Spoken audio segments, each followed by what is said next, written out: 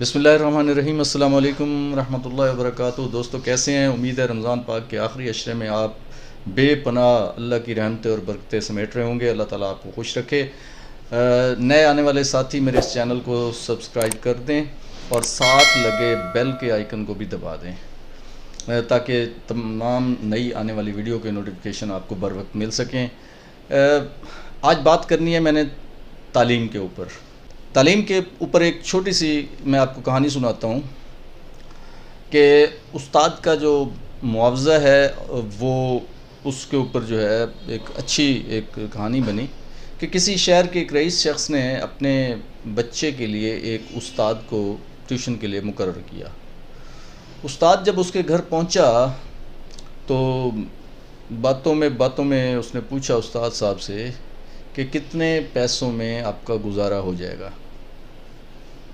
उसने कहा कि चलो मेरा जो है अभी सिस्टम जो है तनख्वाह के साथ साथ ट्यूशन का भी बन जाएगा, मेरे खर्चात कुछ मीट हो जाएंगे। तो उस शख्स ने कहा, उस उस्ताद मोहतरम ने कहा कि 5,000 बेहतर रहेगा। तो रईस शख्स ने कहा कि 2,000 में काम ठीक नहीं हो जाएगा। अब वो ले दे हो रही है, पैसों की गुफ्तगू हो रही है कि कितने होने चाहिए। इतने में विंडो में से देखा उस्ताद मोहतरम ने कि साथ ही एक खूबसूरत घोड़ा जो है अस्तबल में बंधा हुआ है और उसको एक शख्स बड़े तेज़ी से और बड़ी चाबकदस्ती से उसकी सफाई पे लगा हुआ है। उस शख्स ने कहा कि आपको अच्छे घोड़े पालने का इसका मतलब है शौक़ है। बड़ा खुश हुआ। उसने कहा, उस्ताद ने मेरी तारीफ़ कर दी। उसको लेके वो अस्तबल में पहुंचा।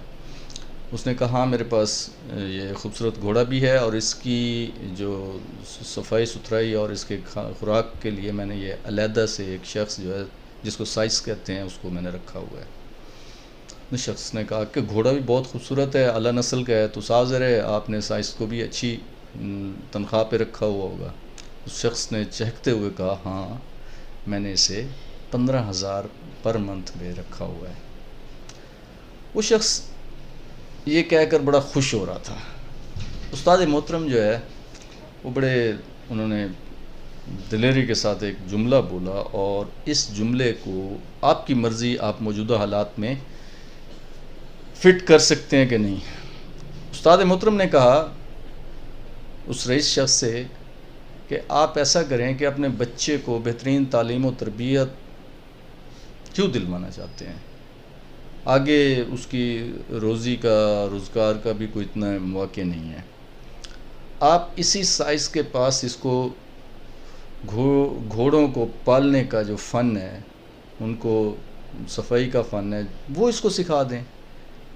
15,000 का तो कारोबार ये आज है, जब तक आपका बेटा सीखेगा उस वक्त तक बहुत सारी जो है तनख्वाह में भी इजाफ़ा हो चुका होगा।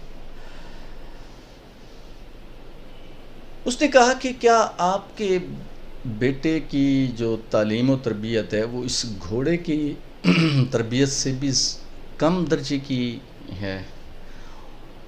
दोस्तों, अगर मैं इस बात को एक और पैराए में जो आजकल बहुत ज़्यादा ये बात बाहर निकली हुई है कि आप देखें बाज़ार जो है आहिस्ता आहिस्ता लॉकडाउन के बाद खुल गए हैं, कारोबारी सरगर्मियाँ दोबारा शुरू हो गई हैं।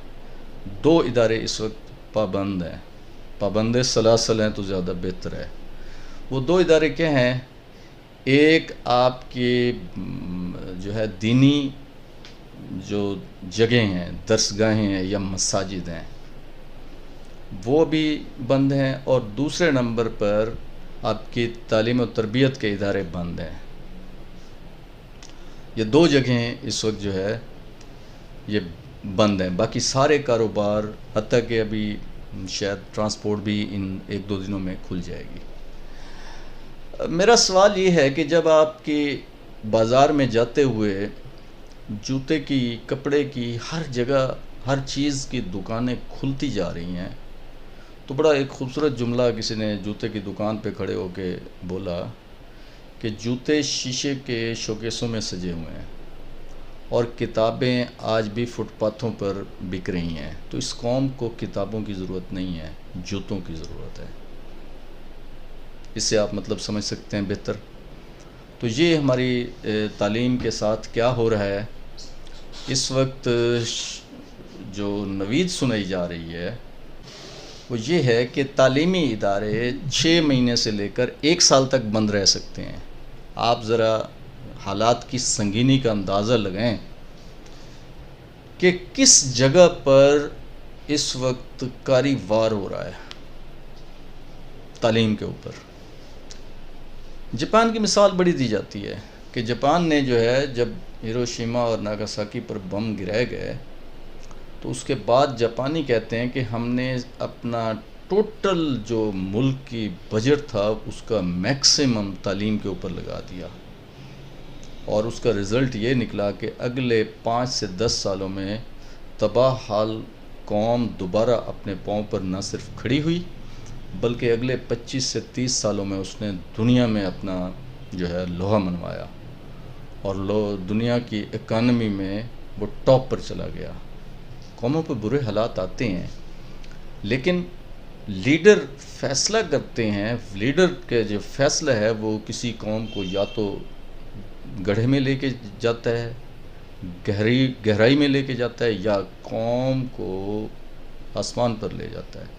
یہ بھی ابھی فیصلہ ہونا باقی ہے کہ ہمارے ساتھ ابھی کیا ہونا ہے.